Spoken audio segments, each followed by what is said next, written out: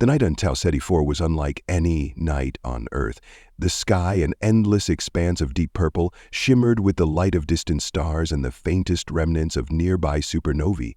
The air, thick with the scent of alien flora, smelled of both the foreign and the familiar, earthy yet tinged with the acidic scent of methane from the planet's vast, unexplored methane lakes.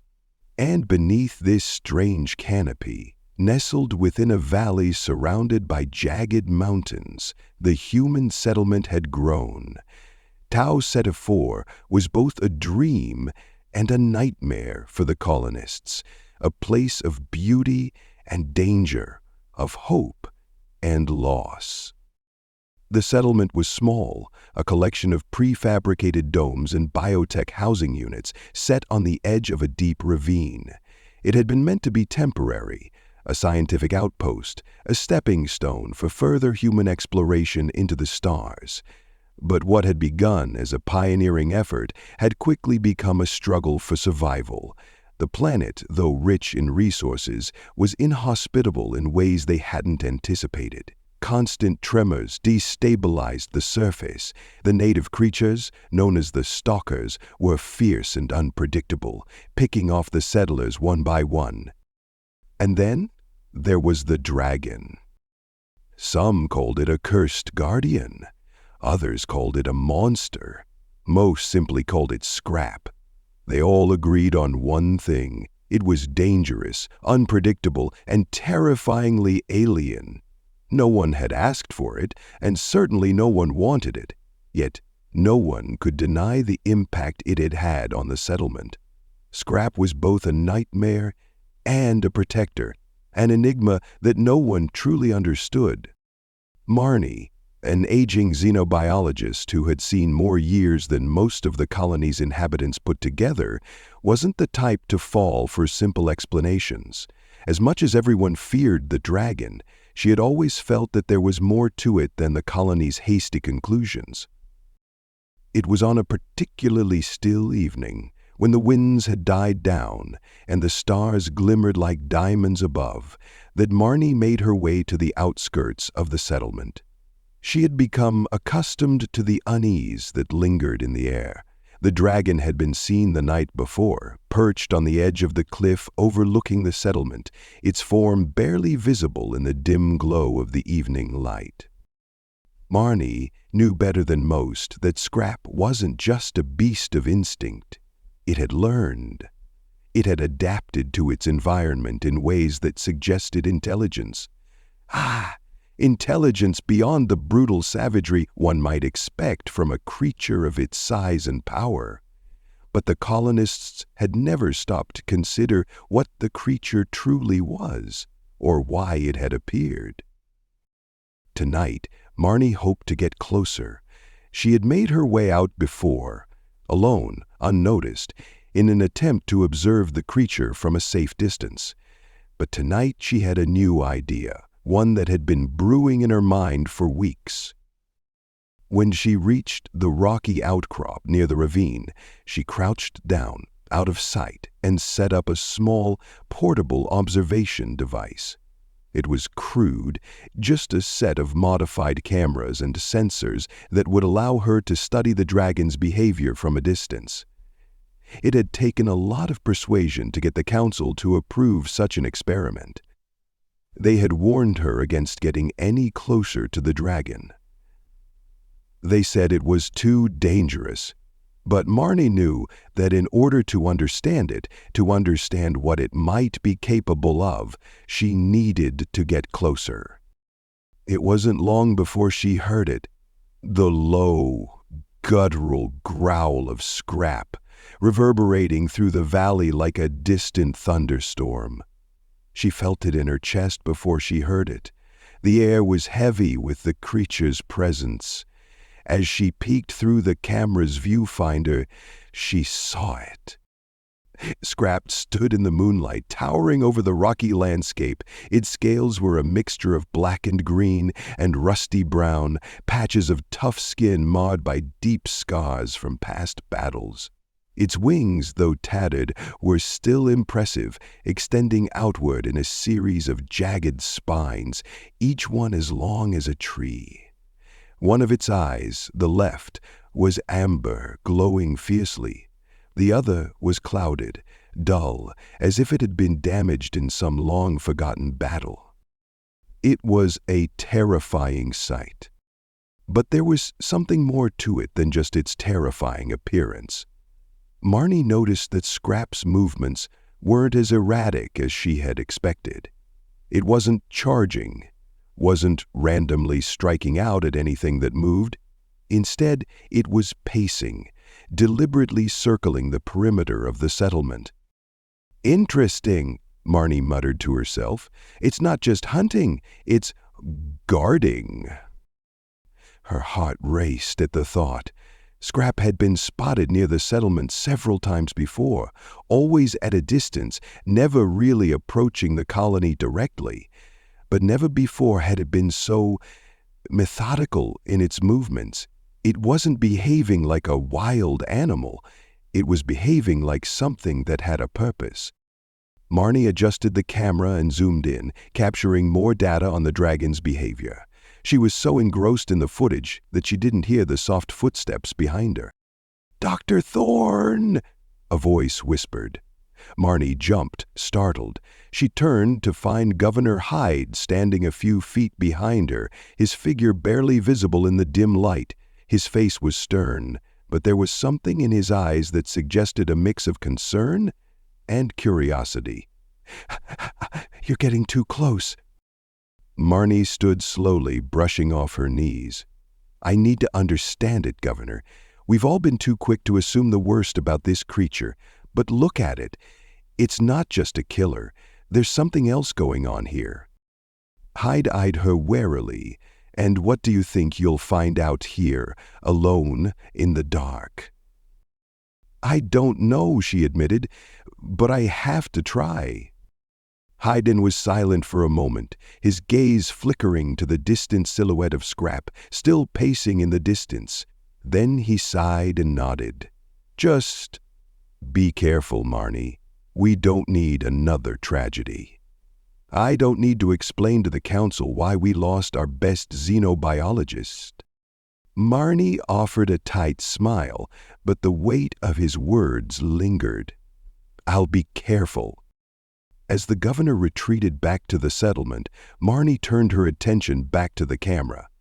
The dragon was still circling, but now it was pausing periodically, lifting its head as if listening to the wind, its body tensed. She could see that something had caught its attention. Suddenly, the ground beneath her feet trembled. The quake wasn't strong enough to cause any serious damage, but the jagged rocks around her shifted slightly, sending a few loose stones tumbling into the ravine below. It was a familiar sensation. Tau Ceti IV had been prone to tremors since the settlers first arrived, but this time it was different. Scrap's head snapped around, its amber eye narrowing as it scanned the horizon. For the first time, Marnie saw a shift in the dragon's behavior. It was no longer pacing aimlessly. It was on alert. Its wings unfurled slightly, as if ready to take flight. Marnie's heart pounded. "What's happening?" she muttered to herself. She adjusted the camera again, focusing on the dragon's movements. Then a low, eerie howl echoed through the valley. It was a sound unlike anything Marnie had ever heard before, a deep, guttural cry that seemed to come from the very earth itself. It sent a chill down her spine. And Scrap reacted immediately. Without a moment's hesitation, the dragon launched itself into the air, its wings flapping with an eerie strength. It didn't soar gracefully, but rather it flung itself forward, claws outstretched. The air was filled with the hiss of wind as Scrap disappeared into the night, chasing whatever had made that sound. Marnie's breath caught in her throat. She had never seen the dragon move so swiftly, so decisively.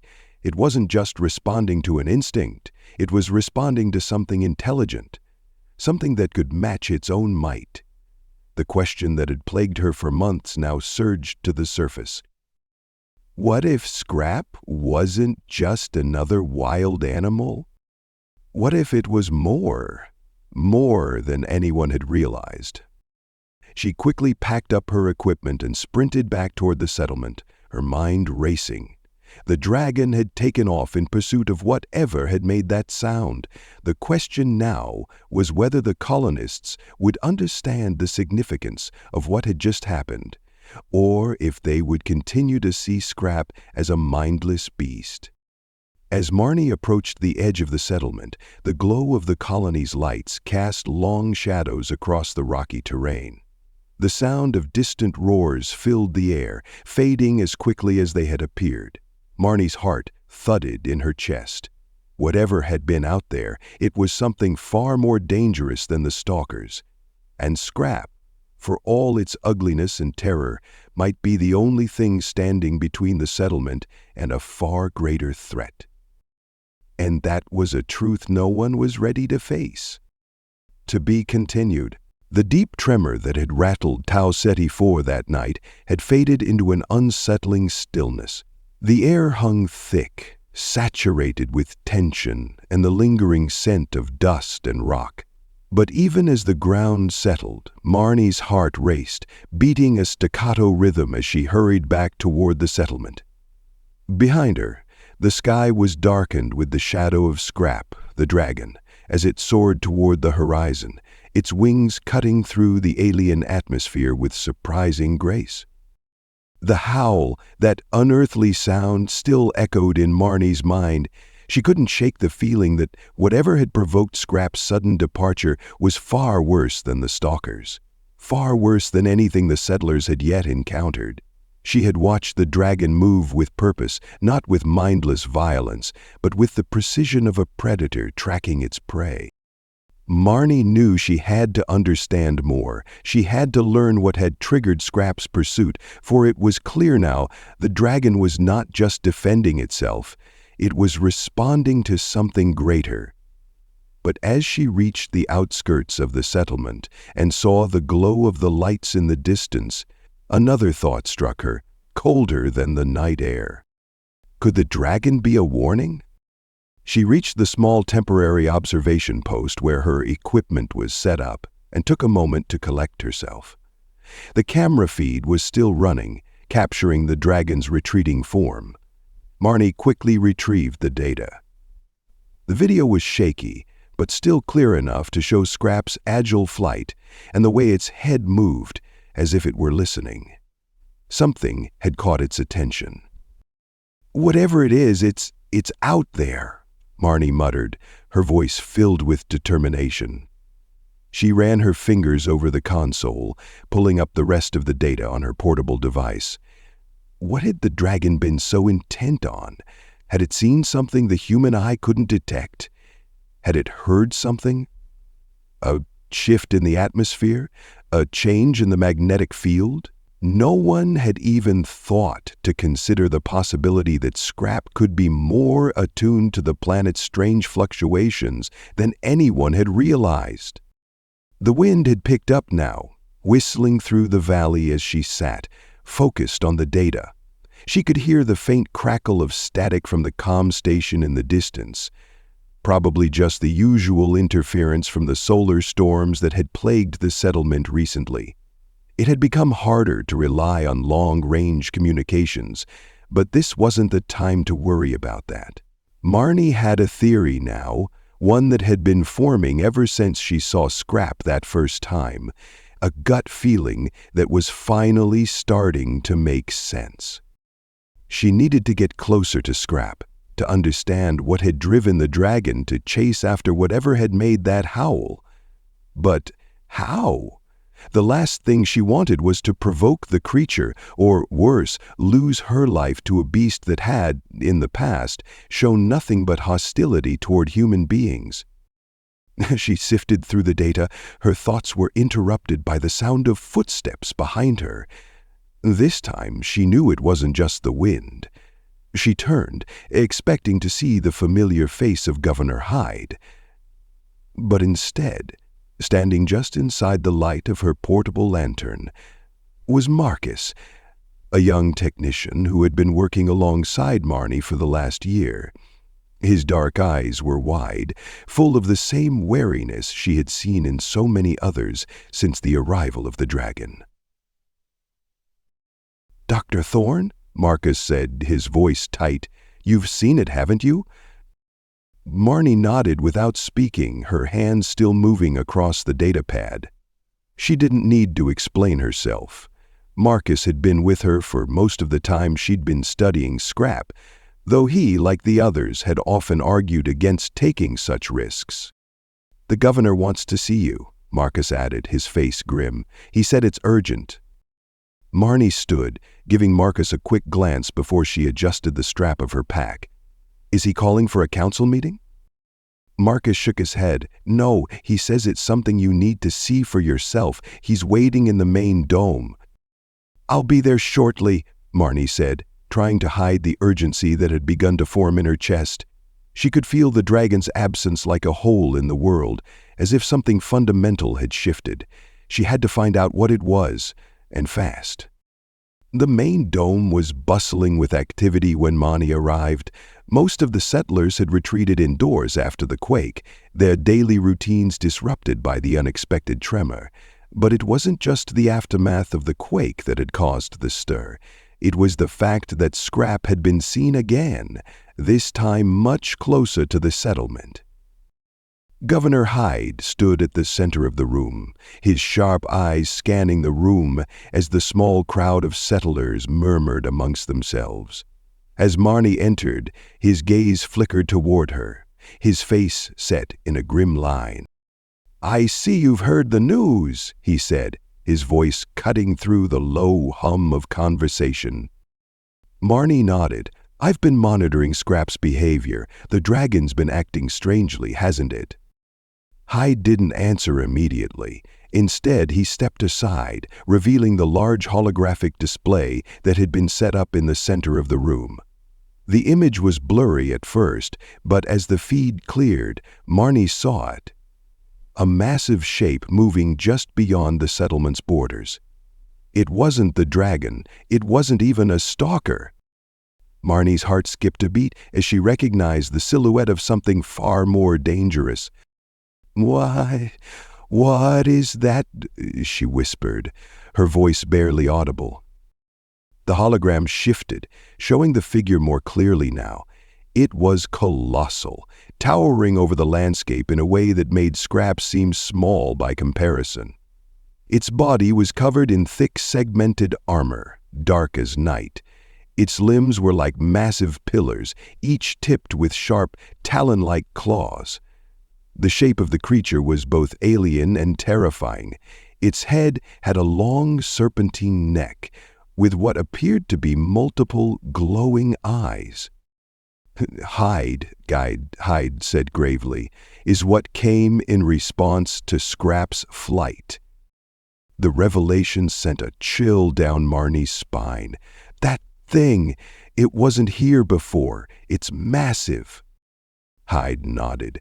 "It came from the east, from the other side of the ravine. We only caught a glimpse of it before it vanished into the canyon, but we've been tracking it ever since." "What does this mean?" Marcus asked, his voice hoarse.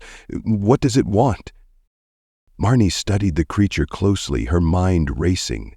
There was something about it that felt ancient, like it had been lurking in the depths of the planet, waiting for the right moment to emerge. "It means we're in danger," Marnie said, finally speaking out loud. "Whatever it is, it's connected to Scrap.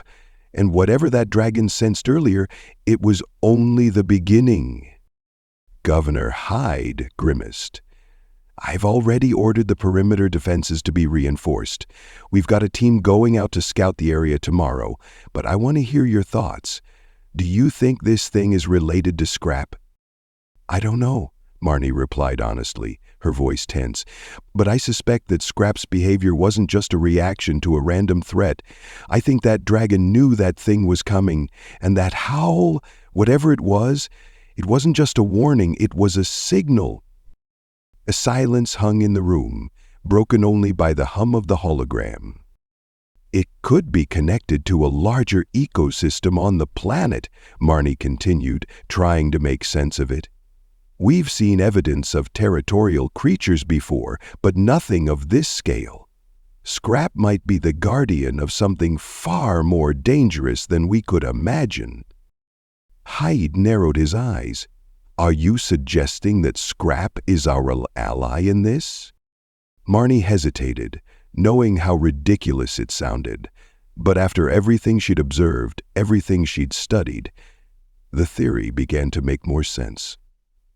I'm saying Scrap might be the only thing keeping that thing, or whatever it is, from attacking. We need it. We need Scrap. The governor paused, as if weighing her words. Finally he spoke. Then I suggest we find out exactly what's going on, and quickly. Tomorrow, we send a team to the canyon. I want to know what that creature is, and what it wants. And Scrap? Marnie pressed. We'll have to track it down. If it's left the settlement, we'll find it before that thing does. The decision was made. But deep down, Marnie couldn't shake the feeling that something was already too late.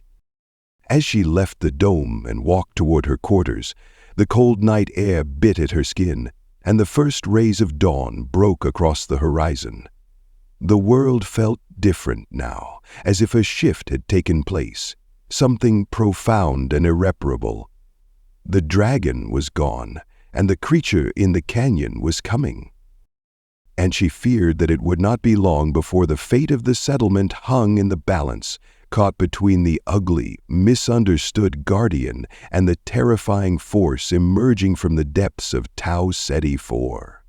The following morning brought with it an eerie stillness, as if the very planet itself held its breath. Marnie stood at the edge of the settlement, watching the horizon with a mixture of anticipation and dread. The first light of day cast long shadows across the jagged terrain, stretching across the valley in uneven slants. The wind had picked up, stirring the dust and sweeping it in slow, deliberate gusts. The settlement seemed small and fragile against the vastness of Tau Ceti IV, a mere flicker in the sprawling alien landscape. She had spent the night combing through every scrap of data she could find. There was little that provided any answers, but more and more questions were piling up, each one more troubling than the last. The creature they had seen on the holographic display was not just large, it was vast, an ancient force that had lurked beneath the planet's surface.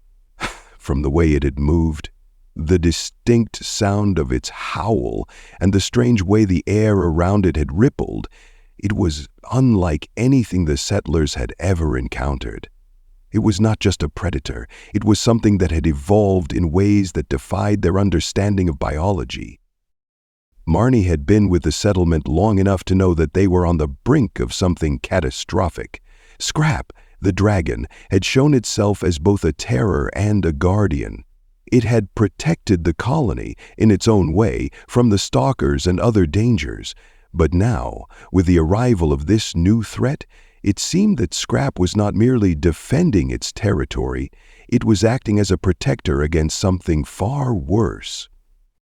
She stood there, trying to make sense of it all when she heard the familiar sound of footsteps behind her. She turned to see Marcus approaching, his usual casual demeanor replaced by something more serious. "Morning, Dr. Thorne," he greeted her, though the unease in his voice was apparent. "The team's ready to go. We're heading out in 15 minutes. Marnie nodded absently, her mind still tangled in the data. "Good. I'll be there shortly." Marcus paused for a moment, his gaze flickering to the horizon. "You really think this is the right move? You want to go out there, find this thing?" Marnie turned to face him, her expression solemn. "We don't have a choice, Marcus. That creature is out there and it's coming closer. We need to know what it is, what it wants, and we need to find Scrap." Marcus bit his lip, clearly conflicted. You really think the dragon will help us? I don't know, Marnie admitted, but I have to believe it will. Scrap's not the enemy here. We've made that mistake before. With a curt nod, Marcus turned and walked away, but not before casting a final glance over his shoulder. Marnie couldn't blame him for his uncertainty. It was hard to trust in something like Scrap, a creature that had terrorized the settlement from the moment it was first seen. But the more Marnie observed, the more she was convinced that Scrap was not a simple predator. It was, in its own way, an intelligent force, capable of recognizing and reacting to threats in ways that humans couldn't even begin to understand. As Marnie made her way to the command dome, where the expedition was being organized, she felt the weight of the decision hanging over her. The team that was going out was small but equipped. They would need to follow the trail left by the massive creatures seen the night before. The goal was simple: track the creature down, determine its origin, and find out if there were more like it. Inside the dome, the atmosphere was tense. Governor Hyde stood near the central console, speaking with several of the engineers and security officers. His face was drawn, his lips tight with worry. When he saw Marnie, he gave her a brief nod. "Marnie," Hyde said, his voice low, "we're ready to go. The last thing I need is for this to go wrong. You've got your team, and I want you to keep me updated. Understand?" Marnie nodded, suppressing the desire to ask if he really thought she needed the reminder. She was used to this. She had been in far worse situations, and the stakes had never been higher. "We'll be fine," Marnie assured him. "We have to be." Hyde didn't look convinced. "I'm not sending anyone into the unknown blindly. I want you to take every precaution. Do you understand?" "I understand," she said, and with that she turned to gather her things. Outside, the ground was still shifting slightly, the aftershocks of the previous night's tremor reverberating through the land. Marnie could feel the unsettling rumble underfoot, as if the planet itself was shifting, preparing for something massive. The team was already assembled, waiting by the perimeter. There was a mix of nervousness and determination in their expressions, each one of them fully aware that this mission could be their last. Marnie didn't waste time. She quickly briefed them on the plan. They would head out in the direction the creature had been seen. They needed to stay low, keep their distance, and observe. But above all, they needed to find Scrap. The team moved out quickly, making their way toward the canyon that separated the settlement from the unknown expanse beyond. The wind howled around them, swirling dust in the air and sending a chill through the group. Every step felt heavy, as if the ground itself was warning them to turn back. As they moved deeper into the wilderness, Marnie couldn't shake the feeling that they were being watched. The silence was oppressive, broken only by the occasional crack of stone or the distant call of a stalker. But there were no signs of the creature they sought, nothing to indicate that they were getting closer. Hours passed, and still there was no sign of the massive creature. Marnie's frustration began to build. They were supposed to be getting closer. Scrap had followed the same path before, and yet now it seemed as though the dragon had disappeared into thin air. "Do you think it's already gone?" Marcus asked, his voice full of doubt. Marnie shook her head. "No, it's still here. I can feel it." And then, as if on cue, the ground beneath them trembled once again. This time the quake was stronger, more violent. Rocks fell from the cliffs above, sending plumes of dust into the air. The ground split open with a deafening roar, and out of the chasm that had formed, a figure emerged. It wasn't Scrap. The creature was even larger than before. Its armored body glinted in the harsh light, the massive claws scraping against the earth as it moved forward, dragging itself toward the group. Its eyes, glowing a faint purple, seemed to pierce through the dust as if they could see them clearly. Marnie's breath caught in her throat. The creature was far more terrifying up close. It was unlike anything she had ever seen, its massive size a testament to a predator that had been built for destruction. "We need to move," Marnie hissed, pulling her team back. "Now!" But as they began to retreat, they saw it, Scrap.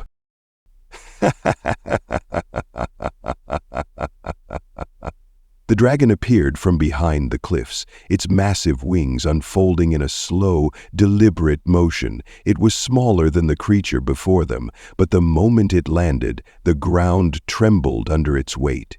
The amber eye gleamed in the dark, and for the first time, Scrap's movements were not those of a predator, but of a protector. The massive creature before them paused, seemingly recognizing Scrap's arrival. The two titans locked eyes for a brief moment, and for an unsettling heartbeat, time itself seemed to freeze. Then, with an earth-shaking roar, the larger creature surged forward, its massive claws tearing through the ground as it lunged toward Scrap. The dragon responded with a mighty roar of its own, unfurling its wings to their full extent and hurling itself toward the creature. Marnie stood frozen, her breath coming in ragged gasps as the two colossal beings clashed before her eyes. Scrap's claws met the creature's armored hide with a sickening screech of metal against bone. But the larger creature was far stronger, and it retaliated with savage precision. Marnie could hear the sound of tearing flesh and the rumble of the earth beneath her feet as the two monsters fought. There was no way to know who would come out on top. "Get back!" Marcus shouted, pulling Marnie away from the fight. But it was too late. The battle had begun, and there was nothing they could do but watch in stunned silence as the dragon fought for their survival. As the two creatures collided in a deafening roar, Marnie's mind raced. Was Scrap truly their ally? And what exactly was this new, terrifying threat that had emerged from the depths of Tau Ceti IV? The battle raged on, and as the ground trembled beneath them, one thing became painfully clear: this was only the beginning.